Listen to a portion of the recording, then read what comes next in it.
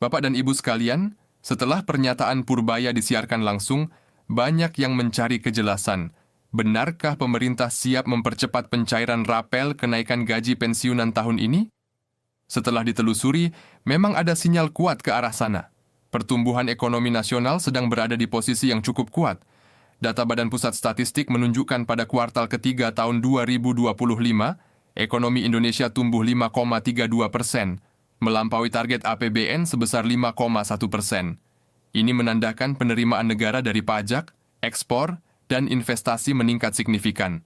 Seperti dijelaskan Purbaya, kondisi ini menambah ruang fiskal pemerintah. Kas negara sedang longgar.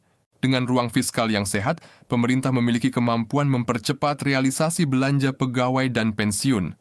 Dalam rapat antara Komisi CDP dan Kementerian Keuangan, percepatan pencairan rapel menjadi prioritas utama.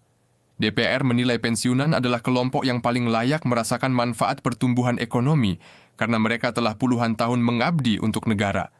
Salah satu anggota Komisi C menegaskan, jika ASN aktif menerima gaji naik mulai Januari, maka pensiunan juga harus menerima hak yang sama tanpa penundaan. Pernyataan tersebut mendapat dukungan luas dan menjadi dasar kuat bagi Purbaya serta Sri Mulyani untuk mempercepat keluarnya peraturan pemerintah PPI tentang rapel kenaikan gaji pensiunan tahun 2025. Banyak yang bertanya mengapa PP ini terkesan lama. Setiap kenaikan gaji ASN dan pensiunan memang harus memiliki dasar hukum berupa peraturan pemerintah yang menjadi pedoman Taspen dan Asabri. Tanpa PP yang ditandatangani Presiden, Taspen tidak bisa menyalurkan dana. Hingga September 2025, PP ini masih dalam tahap harmonisasi. Namun pada Oktober, draft finalnya telah ditandatangani oleh Menteri PAN-RB, Menteri Keuangan, dan Kepala BKN.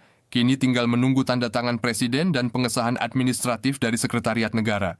Begitu PP diteken, Taspen punya waktu 10 hingga 14 hari untuk menyalurkan dana rapel. Karena proses sudah hampir rampung pada minggu kedua Oktober, pencairan diproyeksikan terjadi sebelum akhir November 2025. Bahkan bisa lebih cepat jika tanpa revisi tambahan.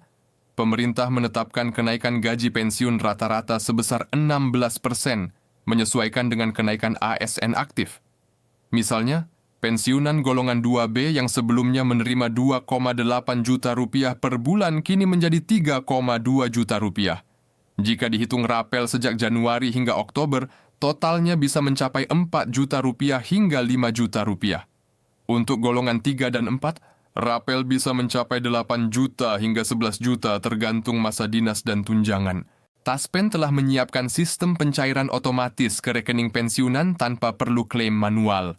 Pencairan akan dilakukan bertahap, dimulai dari pensiunan pusat dan TNI Polri disusul daerah. Uji coba sistem pada 25 Oktober lalu berhasil tanpa kendala, menandakan kesiapan penuh. Pemerintah menegaskan setiap rupiah harus sampai tepat sasaran tanpa rekening ganda atau data bermasalah. APBN 2025 juga mencerminkan komitmen kuat terhadap kesejahteraan pensiunan.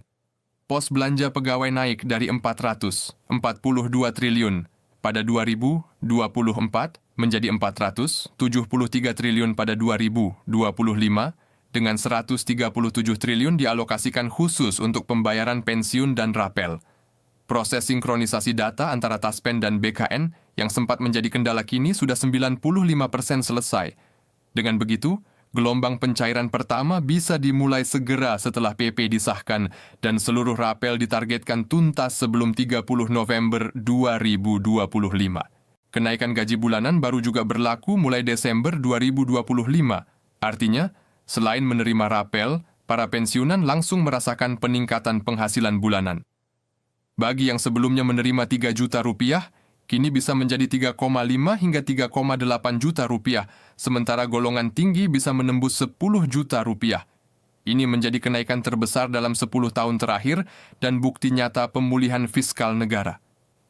Purbaya menegaskan, langkah ini bukan sekadar penghormatan bagi pensiunan, tetapi juga strategi menjaga konsumsi masyarakat menengah agar ekonomi tetap tumbuh stabil.